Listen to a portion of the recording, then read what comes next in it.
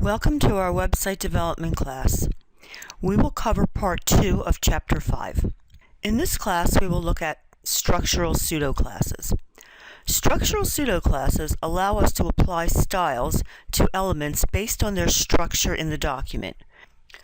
We are familiar with CSS2 pseudo-classes. Usually, we see them with navigation and with links, where we can change different aspects. And we also have the focus value for the input tag of the form element. Structural pseudo-classes allow us to eliminate the need to write a lot of classes.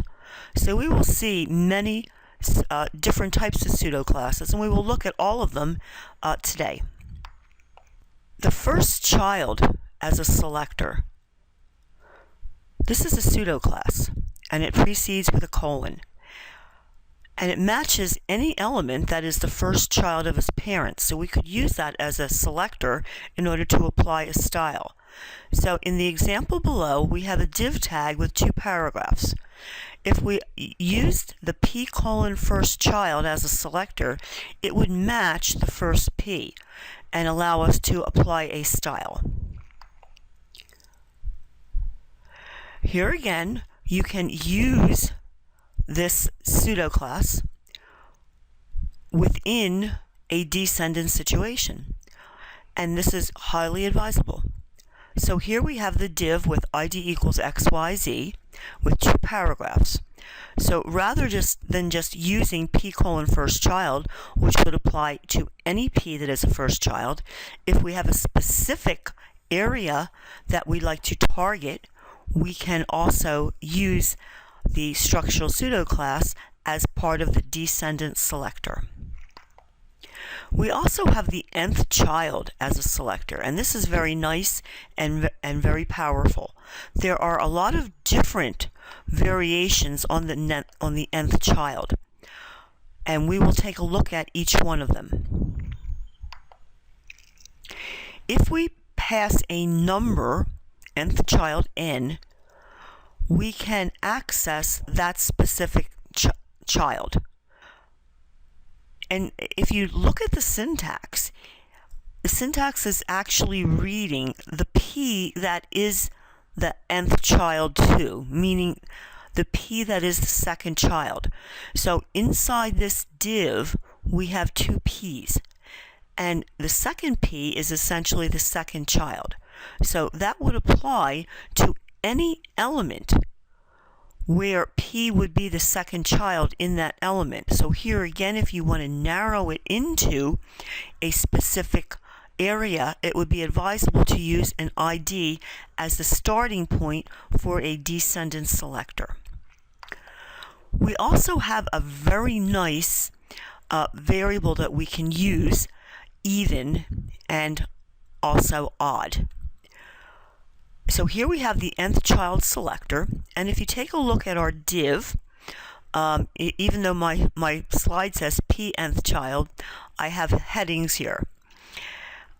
If we were to want to access the even, and here again we're counting at 1, 2, 3, 4, that would get the second and fourth, we can access every other one. So the nth-child even allows us to apply styles to the even matches, and the nth-child odd would be just the opposite. We also have a variation 3n. N represents a cycle.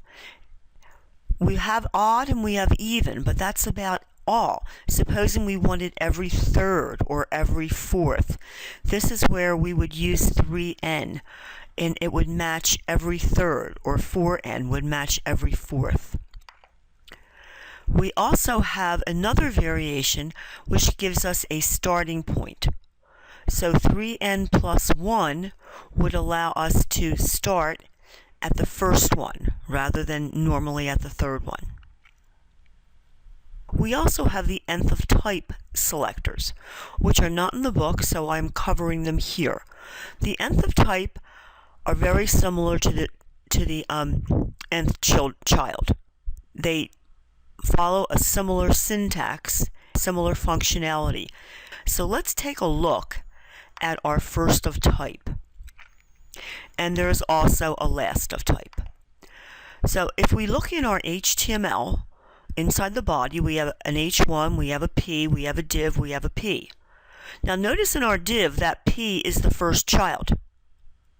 Alright, notice in the body that the P in the body is not a first child. However, it is the first of type, meaning in the body that is the first type of a P, because that is what our CSS is saying, P colon first of type. Alright, so first of type has to do with siblings.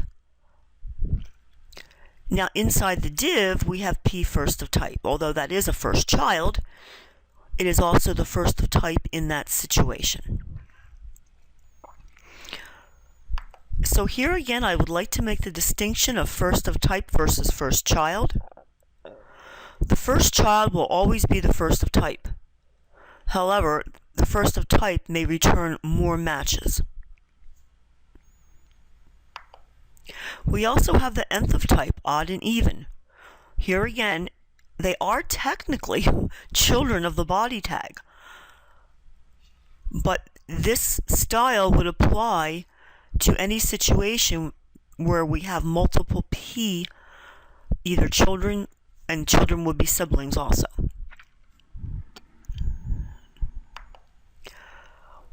A very useful example of the nth of type using odd or even as a parameter here are on HTML tables. Often we have this zebra striping or banding, and we can use the nth of type to do this rather than just writing classes. The nth of type n, here again, it will allow us to match a certain number starting with 1.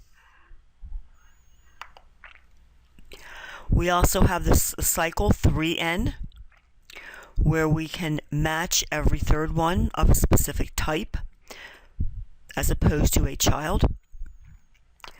And we also have the starting position, where we can decide where we want to start our cycle. The not selector, and here again these are preceded by colons.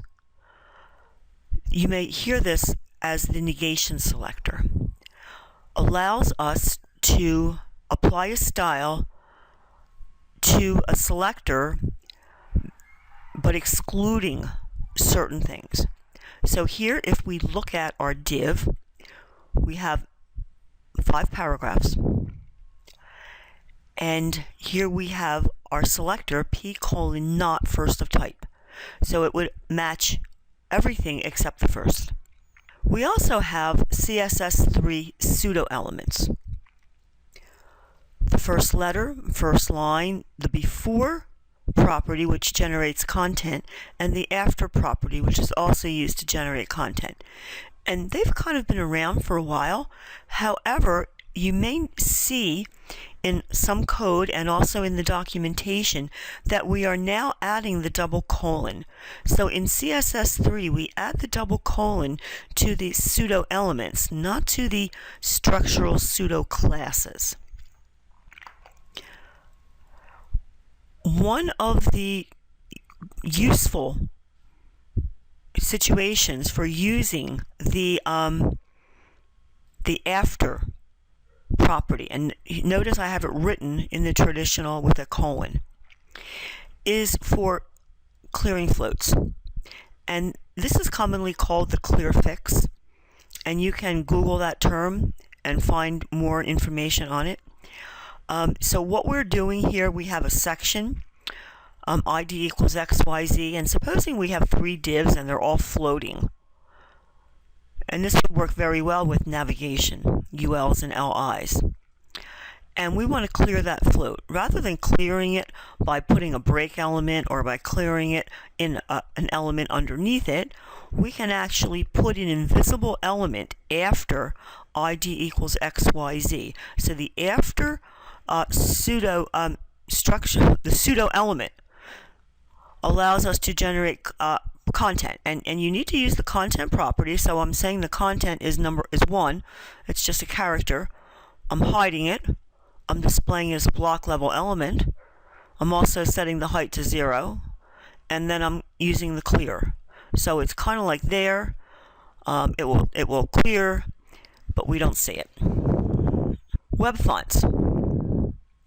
Now the add font face rule has been around for quite some time, and this allows you to import your own fonts. However, it's not the most easiest directive to use because you need to have different font formats for the different computer platforms, and think of these as images. That's download time for the user. A more productive way to go would be to use Google hosted web fonts because they're already hosted on the internet, they're already cached, and many people use them. So there is a little bit of download time, but not as much. And this is how it would work. You would refer to the Google font in the link element and refer to it in the font family, the name of that font, like you would any font family property. Transparency in CSS3. We have RGB alpha transparency. If you're familiar with Photoshop, you're familiar with our alpha layer. And this makes a color transparent.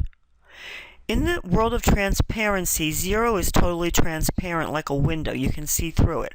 1 is totally opaque like a wall. So we should be familiar with our RGB syntax, and the A, the alpha layer, would allow us to indicate a value anywhere from 0 to 1. And developers often put a 0 in front of a decimal just so that you know.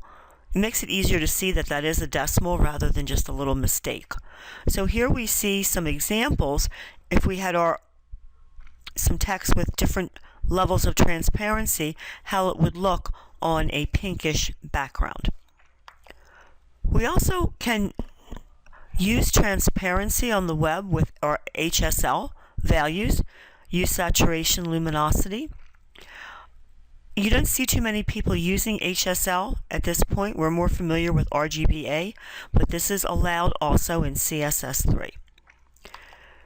Now, one area of progressive enhancement, which we looked at in the first video, has to do with how we write our CSS. If you need to write some code for older browsers and the more CSS3 enabled browsers, you always want the more modern code to go last. The browser reads from the top down. So first it will read the older code and apply it, and then if it understands the newer code, it will apply that. If it doesn't understand the newer code, you still have what is called a fallback for the older browsers, such as IE 9 and 8. So they will still have something there also. I would also like to point out the opacity property. The opacity property is different than RGBA and HSLA opacity. RGB and HSL has to do with the color. The opacity property affects the entire selector, whatever that selector may be. So here, if we were to put a 0.5 opacity on a container, you can see the first container made with RGBA transparency only affects the color. You can see the wood showing through the color. However, if the whole container had opacity, the whole container would be opaquish. Notice it's not just the color purple, it is also the text, the border, everything. So I just wanted to make that distinction there. So this wraps up the major concepts in part 2 of chapter 5. So please watch the supplemental videos and please take some time to experiment with the code.